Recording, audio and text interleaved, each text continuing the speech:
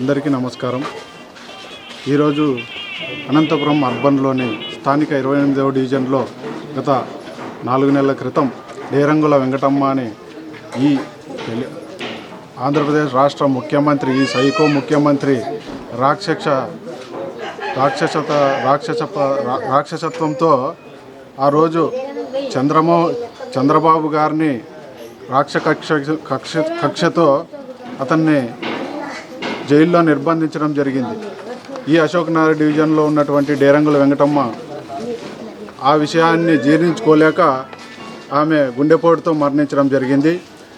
ఈ విషయాన్ని మేము స్థానిక వైకుంఠం ప్రభాకర్ చౌదరి గారికి వెంటనే తెలియజేస్తే అన్నగారు ఒక్క క్షణం కూడా లేట్ చేయకుండా వచ్చి వాళ్ళకి వెంటనే 60,000 రూపాయలు స్థానిక సహాయం చేసిన వ్యక్తి మా ప్రభాకర్ చౌదరి గారు.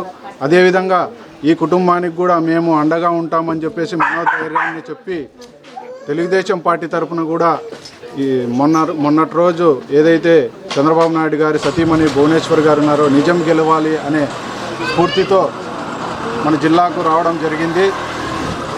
ఇక్కడ మన చనిపోయినటువంటి డేరంగుల వెంకటమ్మ గారి కూతురైనటువంటి రమణమ్మ గారి అకౌంట్లో నేరుగా వారి అకౌంట్లోకి చూడండి, డైరెక్ట్ పార్టీ ఆఫీస్ నుంచే డైరెక్ట్ అమౌంట్ 3 లక్షల రూపాయలు పడింది. తెలుగుదేశం పార్టీ అంటేనే పేదల పార్టీ, పేదలకి అండగా నిండగా నిలిచిందంటే అది తెలుగుదేశం పార్టీ. రాష్ట్రంలో ఉన్న ప్రతి ఒక్క 70 లక్షల మంది తెలుగుదేశం పార్టీ సైనికులకు కూడా తెలుగుదేశం పార్టీ అండగా ఉంటుందని చెప్పేసి ఇదే స్ఫూర్తి. తెలుగుదేశం కార్యకర్తలు భయపడకండి, ముందుకు రావండి. 2024లో చంద్రబాబు నాయుడు గారిని ముఖ్యమంత్రిని చేసుకుందాం. స్థానిక అనంతపురం అర్బన్లో ప్రభాకర్ చౌదరి గారిని ఎమ్మెల్యేగా గెలిపించుకుందామని చెప్పేసి ఇలాంటి ఎన్నెన్నో కార్యక్రమాలకి ఆయన కూడా సహాయ సహకారాలు నిత్యం చేస్తూనే ఉంటారని చెప్పేసి నేను తెలియజేస్తున్నాను.